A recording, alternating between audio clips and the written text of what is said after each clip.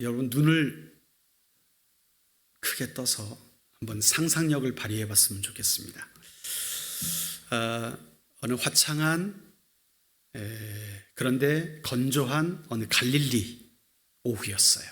그때 산이 보입니다. 산등성이가 쭉 보여요. 그 산에 보니까 사람들이 이렇게 그 산등성이로 모여 앉기를 시작하는 거예요. 그리고 그 산자락 밑에는 보니까 청년 한 명이 서 있습니다. 그림이 그려지십니까? 예수님이셨어요. 예수님이 산에 모인 많은 무리들에게 말씀을 전하기 위해 준비하고 있었죠. 여러분, 그 앞에는 아무것도 모이는 애들도 뛰어다니고 저기 아주 먼 곳에서 온 사람들도 있고, 예수님이 유명하니까 그분의 말씀 듣기 위해서 또 자기들의 어떤 목적을 이루기 위해서 모인 사람들이 인산인해를 이룬 장면을 한번 상상을 해보십시오. 그런데 그 어마어마한 장면을 클로즈업해서 한 사람 한 사람을 바라보게 될 때에는 글쎄요, 그들의 인생이 그다지 아름답다 말하기 쉽지 않을 것입니다. 왜냐하면 어떤 분들은 땀에 찌들었어요. 내가 열심히 먹고 살기 위해서 노력을 하는데 그만 한 거예요. 더 좋은 레벨로 가고 싶은데 이게 잘 안 되는 거예요. 그래서 날마다 땀을 흘리는데 별 성과가 없습니다. 손톱 밑에는 때가 껴가지고 흙때가 껴가지고 시커멓고요. 이 손 마디마디 사이는 굳은 살로 가득하고요. 또 어떤 사람들은 영양실조에 걸려서 갈비뼈가 앙상하게 있는 그런 모습도 보입니다. 여기 모인 사람들이 어떤 사람들은 잘 사는 사람들도 있었지만 어떤 사람들은 굶주리고 배고픈 사람들, 그리고 그 시대에 정말 소외됐던 그런 계층들이 참 많았거든요. 여러분, 그들의 눈빛을 한번 상상을 해보십시오. 뭘 기대하고 왔을까요? 어떤 사람들은 예수님이 죽은 사람도 살렸대는데 내가 질병이 있는데 이것 좀 나아봤으면 좋겠다. 어떤 사람들은 내가 이 가난에서 좀 벗어났으면 좋겠다. 여러 가지 나름대로의 기대감을 가지고 나왔을 거예요. 아마도 이 모든 사람들의 질문을 하나하나 모아가지고 공통분모로 딱 만들면 이런 질문이 아닐까요? 하나님, 우리는 언제쯤 행복해질 수 있습니까? 하나님, 우리 인생은 왜 이리도 망가진 채로 고쳐지지 않는 것입니까? 우리는 언제쯤 좀 더 자유롭게 살 수 있을까요? 아마 이런 질문들로 모아질 수 있을 것입니다. 그들 옆에 조금 더 가까이 앉은 사람들도 있었는데 12명의 제자들이 예수님 앞에 이렇게 모여 앉아 있었어요. 근데 예수님 제자들은요, 속으로 어떤 생각을 했는지 아십니까? 예수님이 인기를 이렇게 얻고 있어. 그러면 예수님이 뭔가 하실 것 같아. 우리가 진짜 마땅하게 여기지 않는 저 헤로드 왕을 쫓아내고 저 로마의 권력을 쫓아내고 뭔가 좀 하실 것 같아. 그러면 그때 누가 예수님의 오른팔이 될까? 나겠지? 쟤는 아니겠지? 이런 생각을 하고 있었거든요. 여러분, 그때의 풍경이 이렇습니다. 여러분, 제자들도 평생을 그물만 고치고 고기 잡고 살았었기 때문에 내가 이 예수님 만나서 한번 인생 역전해보자, 아마 이런 기대감이 있을지 모르겠습니다. 그런데 그때 젊은 선생님, 랍비였던 우리 예수님 이렇게 입을 여시잖아요. 자, 이제부터 행복의 비결을 알려주마. 행복의 비결을 알려주마. 사람들이 숨을 죽이죠. 계산이 되기 시작해요. 행복, 그렇지 하면서 뭐라고 생각을 했을까요? 어떻게 하면 행복할까? 하루 3번은 기도해야지. 아니면 성경을 하루 1시간씩을 읽어야지. 아니면 내가 일주일에 몇 번은 금식을 해야지. 모르겠어요. 어떤 식으로 머리를 굴리는지 모르겠지만 사람들의 머리가 바빠십니다. 그런데 예수님의 그 첫마디는요, 그 모두를 뒤통수 치는 한마디였습니다. 우리 3절 말씀, 5장 3절 말씀을 한번 같이 읽어보도록 하겠습니다. 시작. 심령이 가난한 자는 복이 있나니 천국이 그들의 것이며 아멘. 여기 마태복음에서는요, 심령이 가난한 자는 복이 있다 그렇게 말씀했지만 이 본문을 똑같이 기술한 누가복음에 보면 어떻게 되어 있느냐. 누가복음 6장 20절을 한번 볼까요? 거기엔 이렇게 되어 있어요. 시작. 예수께서 눈을 들어 제자들을 보시고 이르시되 너희는 가난한 자는 복이 있나니 하나님의 나라가 너희 것임이라. 너희 가난한 자는 복이 있나니 그렇게 말씀하고 있어요. 그렇죠? 심령이라는 말이 없어요. 사실 마태복음의 대상자는 유대인들이었습니다. 유대인들은 이미 율법을 잘 아는 자들이었고 하나님도 아는, 여호와 하나님도 아는 자들이었어요.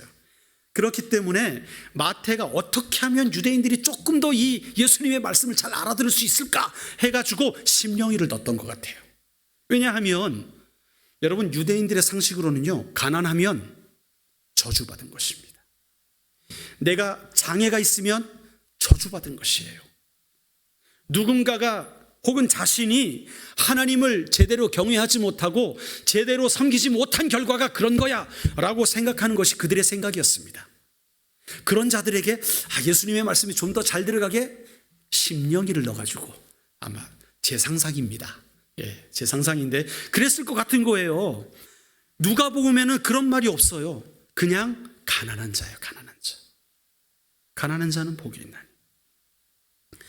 여러분, 이 가난하단 말이요, 이 푸토코스라는 헬라어인데 원어적인 의미가 뭐냐 하면 아무것도 없는 거예요. 정말 아무것도 없는 거예요. 그냥 조금 부족한 가난함이 아니라 한국말로 찢어지게 가난한 거예요. 그게 이 가난한 자의 의미거든요. 사람들이 웅성웅성하는 거예요. 우리가 잘못 들은 거 아니야? 가난한 게 복이 있다고? 사람들이 막 들썩들썩하기 시작하는 거죠. 아니 지금 당장 로마에 낼 세금이 없어가지고 내가 형편이 이렇게 어려운데 지금 뭐라고? 이게 행복이라고? 내가 지금 우리 자식을 혹은 아내를 혹은 내 자신이 종으로 팔아서라도 빚을 갚아야 할 형편인데 그게 행복한 거라고? 여러분, 예수님이 바라보는 사람들, 그들의 마음을 몰랐을까요? 알았어요. 그 중에 어떤 사람은 아마 한평생 노동자로 살면서 나름대로 착하게 살려고 노력했지만 결국 나이가 들어서 질병에 걸린 사람도 앉아 있는 거예요. 그래서 사람들의 손가락질을 받아요. 저 병에 걸린 것 저주받은 거야. 하나님을 경외치 않은 거야. 여러분, 그런데 그렇게 손가락질 받는 사람들을 향해서 예수님은 뭐라고 말씀하시느냐? 너희가 세상 기준으로 보면 가진 게 없고 또 거기서 벗어나려고 발버둥치지만 그래도 헤어나지 못하고 또 망하고 텅 비어 있고 버림받은 것 같지? 불행하다고 생각하지? 그런데 틀렸어. 행복은 그게 아니야. 가진 것이 행복이 아니야 라고 지금 예수님께서 말씀하는 거예요. 그런데 아무리 들어봐도 이해가 안 됩니다. 어떻게 가난한 게 행복인가? 어떻게 그게 행복인가? 여러분, 장면을 조금 더 졸여서 들여다봅시다. 구석에서 누군가 울어요. 이 여인이 보니까 얼마 전에 자식을 세상으로 보냈어요. 그런 여인이 지금 예수님 앞에 와 있는 거예요. 어제 저도 비보를 들었습니다. 교회에 있다가 일을 하고 있는데 연락이 온 거예요. 제가 함께 사역했던 부목사님이 눈을 다치셨다는 거예요. 그분이 원래 장애인이셨거든요. 원래 앞을 못 보셨어요. 왼쪽 눈은 그래서 항상 눈이 감겨 있는 상태고, 오른쪽 눈은, 왼쪽 눈은 안구는 있어요. 그런데 볼 수 없는, 그래서 혼자 이렇게 겉도는 그러한 상태의 목사님이세요. 장애인이세요. 불편하게 살아왔죠. 그런데 아이들 납기니 있어가지고 거기 이렇게 돌봐주려고 갔다가 잘못 넘어지셔가지고 창틀에 눈이 스친 거예요. 그래서 그 남은 안구마저 잃어버리게 됐습니다. 어제 헬기를 타고 저 다운타운에 있는 병원에 가서 수술을 급하게 하고, 그래서 찾아갔어요. 어제 오후에 갔더니 다행히 다른 데는 다치지 않으셨어요. 그리고 눈도 원래 안 보이던 것이라서 앞으로 인공 안구를 이식할 수 있을 정도로 그렇게 수술을 마치고 회복 중에 계시더라고요. 여러분, 이런 것들이 우리에게 닥치게 될 때 I'm happy, I'm so happy라고 말할 수 있을까? 예수님의 지금 청중들, 그 산 언덕에 앉아있던 자들은 이런 자들이었거든요. 그런데 그들에게 계속 말씀하십니다. 그렇게 울먹이 있는 자들에게 뭐라고 하시느냐? 애통하는 자는 복이 있다. 아니, 내가 내 인생 한탄하면서 울고 앉았는데 주님은 그런 말씀하고 계신 거예요. 이게 말이 됩니까? 억울해서, 분해서, 너무나 슬퍼서 눈물을 흘리는 우리에게 그런 말씀을, 또 예수님께서 뭐라고 말씀하시느냐? 온유한 자는 복이 있다 그러는 거예요. 여기 온유하다는 말이 뭐냐 하면, 야생마가 막 날뛰는데 그걸 잡아다가 조련사가 길들여서 주인의 말을 잘 듣는 상태, 이게 이제 온유하다 그렇게 표현이 됩니다. 이 온유한 상태, 그러니까 이 정직하게 사니까 여러분 어떻습니까? 세상에서 정직하니까 대접받죠? 회사에서 정직하니까 승진이 더 빨리 되죠? 정말 그렇습니까? 작년 12월 회사에서 저는 잘렸습니다. 정직했는데, 노력했는데 사장은 그걸 원치 않더라고요.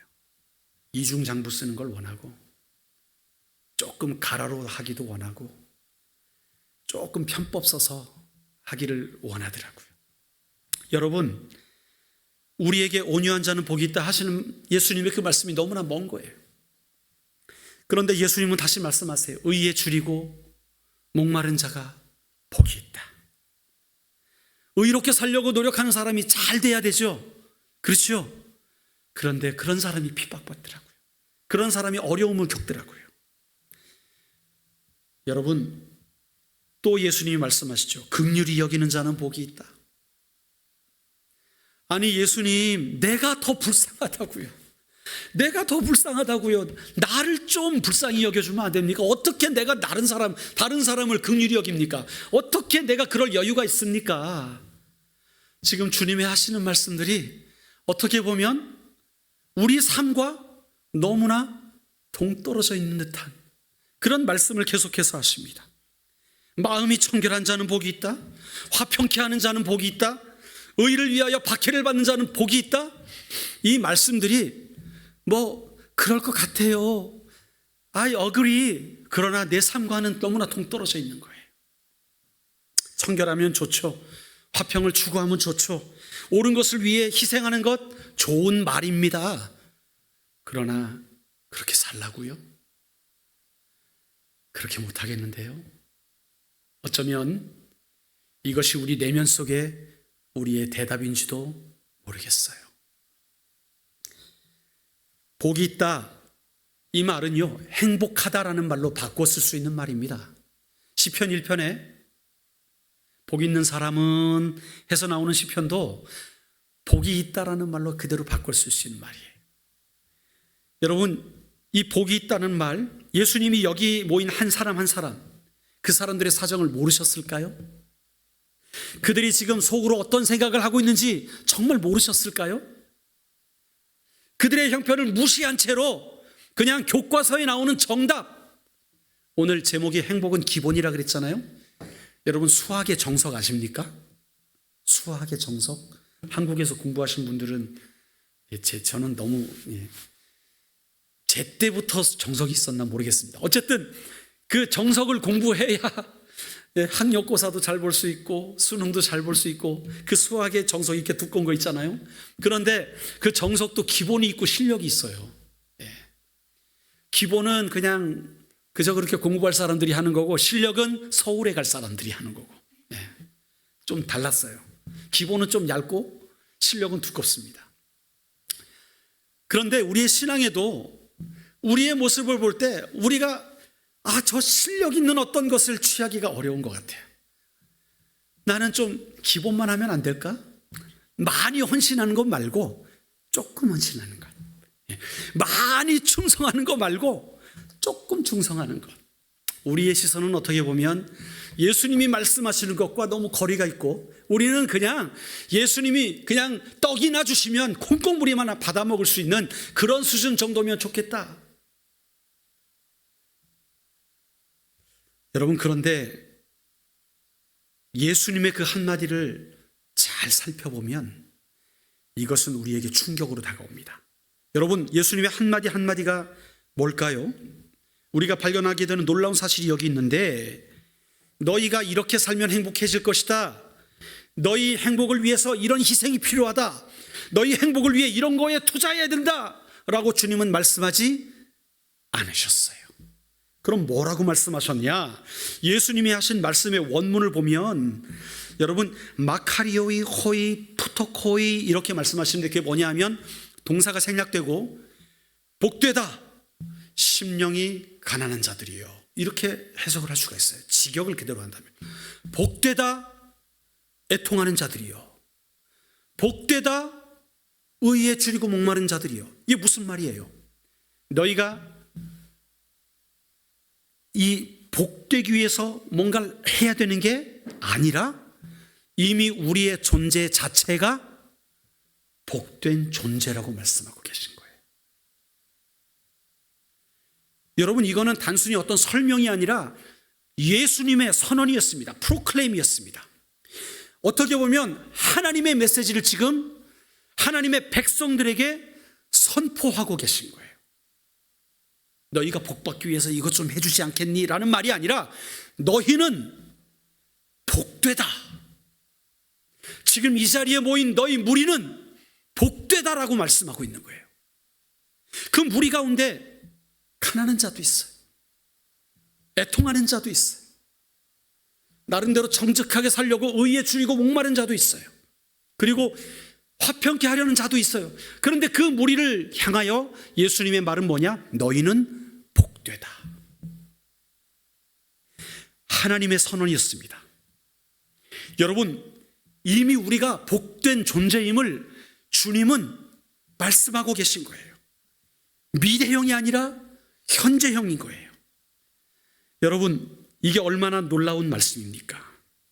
여기서 우리가 하나님의 의도를 발견하게 된 것이죠. 여러분이 이 땅에 태어나서 우리가 지금까지 여러분의 나이만큼 살아온 그 인생들 한순간 한순간이 있었을 것입니다. 그 순간 가운데는 마치 오르막을 오르듯이 위를 향하여 올라갔던 순간도 있었을 것이고, 어떤 순간에는 절벽에서 벼랑에서 떨어지듯이 나락으로 떨어지는 순간도 있었을 것입니다. 그런데 여러분, 하나님의 시선은 어디를 향하는지 아십니까?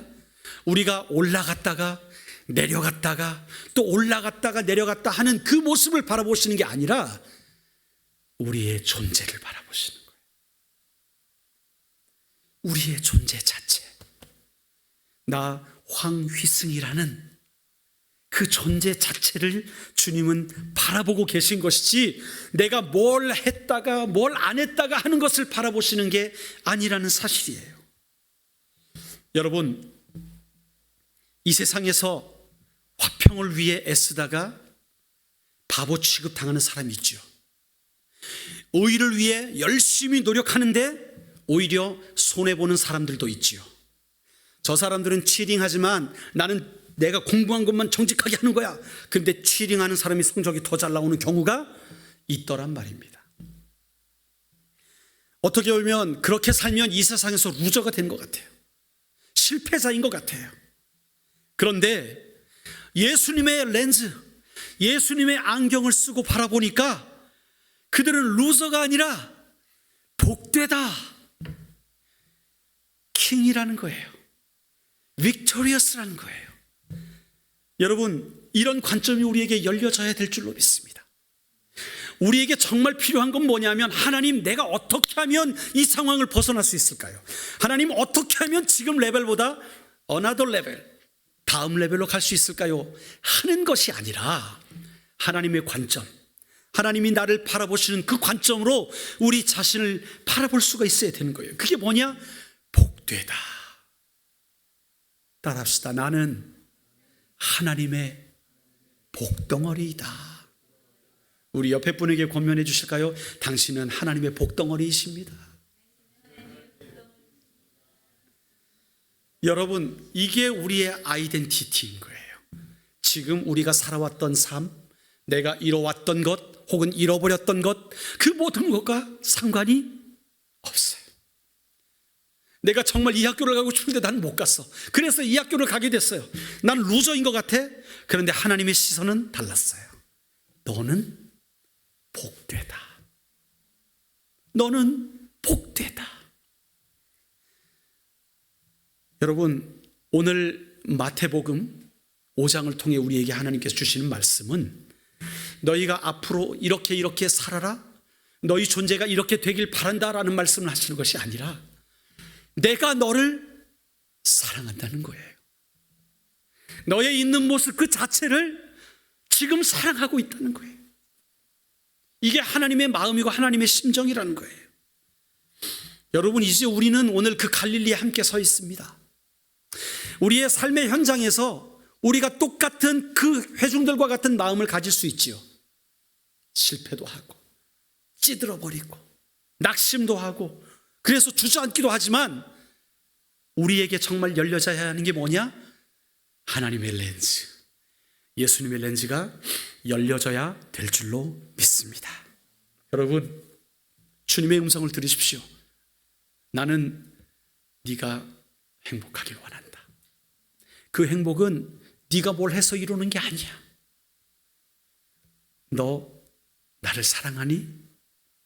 나도 너를 사랑해. 네가 나와 함께 한다면 그것이 행복한 거야. 왜? 나는 생명의 근원이거든. 나는 만물의 창조주거든. 내가 너희를 계획했고 내가 너희를 지었어. 그러므로 너희의 주어진 삶은 나의 계획 안에 있는 거야. 지금 상황에 낙심하지 마. 왜냐하면 I have a plan for you. 너를 위한 나의 계획이 있단다. 너는 복이야. 여러분, 오늘 이 자리를 떠날 때에 세상의 잣대를 던져버립시다. 루저라고 바라봤던 모든 모습들 내려놓읍시다. 하나님의 나라는 소유에 있지 않습니다. 하나님의 나라는 관계에 있는 거예요. 내가 오늘 그 아버지의 부르심, 그 아버지의 품속으로 들어가게 된다면 여러분은 지금 바로 복인 줄로 믿습니다. 여러분, 하나님께서 아브라함을 부르실 때에 또 다른 소원이 있었어요. 아브라함아, 너는 본토 친척 아비집을 떠나 내가 내게 지시한 곳으로 가라. 왜냐? 내가 너를 통해 열방의 복이 되게 하겠다. 그 말씀은 뭡니까? 나를 통해 하나님의 복이 흘러가는 거예요. 여러분의 삶을 통해 하나님의 복이 흘러가는 것. 그게 바로 우리가 이 땅 가운데 기업을 하면서 직장인으로서 의사로서 선생님으로서 살아가는 이유인 줄로 믿습니다. 오늘 이후로 여러분의 삶에 그 하나님의 복이 흘러가야 될 줄로 믿습니다. 그 충만하신 하나님의 복, 만물을 지으시고 내가 너를 사랑한다 말씀하셨던 그 하나님의 놀라우신 복을 취함으로 말미암아 여러분의 앞으로의 삶이 하나님의 복이 되는 삶이 되시기를 주의 이름으로 축원합니다. 여러분, 하나님의 나라는 멀리 있지 않아요. 무력한 우리를 위해서 주님이 인간의 몸을 입고 이 땅에 오셨습니다. 그리고 우리를 바라보시며 긍휼히 여기셨어요. 우리의 모든 아픔을 주님이 다 공감하시고 함께 경험하셨어요. 심지어 그분은 내가 머리 둘 곳도 없다. 여러분 가운데 머리 둘 곳 없으신 분 계세요? 저도 뭐 그렇게 부하진 않지만 머리 둘 곳은 항상 있었습니다. 그런데 우리 주님은 머리 둘 곳도 없다. 그만큼 우리의 아픔을 아시고 공감하셨던 주님이셨어요. 심지어 우리가 도저히 해결할 수 없는 그 죄악을 해결해 주시기 위해 당신 홀로 십자가를 지십니다. 주님은 그 모든 것들을, 마귀의 권세들을 멸하실 능력이 있었지만 우리의 죄의 대가를 지불하시기 위해서 십자가에 달리신 채로 버티시는 거예요. 언제까지? 죽기까지. 죽기까지. 저는 바늘에 한 번 찔려도 아야! 뭐 바닥에 뭐 딱딱한 거 하나만 밟아, 그 지압 그 슬리퍼 있죠? 거기 한번 올라서기만 해도 버틸 수가 없는데, 우리 주님은 십자가에 달리셔서 옆구리에 창이 찔리시고 머리엔 가시관이 꽂힌 상태로 버티신 거예요. 왜? 우리를 사랑하셨기 때문에, 우리를 용서하시기 위해서, 그리고 우리를 복으로 삼으시기 위해서인 줄로 믿습니다. 그리고 그분은 부활하셨어요. 그분의 이름을 믿는 자마다 함께 복이 될 수 있는 그 길을 활짝 열어주신 거예요. 그 일을 누구에게 맡기셨습니까? 바로 우리 교회에 맡겨주신 줄로 믿습니다. 내가 복이 된 이유 뭐예요? 나를 통하여 하나님의 복이 열방으로 흘러가도록. 할렐루야. 우리의 삶의 방향을 새롭게 하시기를 주의 이름으로 축원합니다. 이제 내가 돈을 많이 벌어야 돼요. 또 연구하시는 분들, 연구를 열심히 잘 해야 돼요. 왜요? 그것을 통해 하나님의 복이 흘러가도록. 지금까지는 내가 내 자식을 위하여 돈 벌었다, 내 집을 위하여 돈 벌었다, 그럴 수 있어요. 그러나 이제부터는 내가 하나님의 복을 흘려보내기 위해서. 할렐루야. 오늘 이 말씀 붙들고 승리하시는 저와 여러분 되시기를 주의 이름으로 축원드립니다.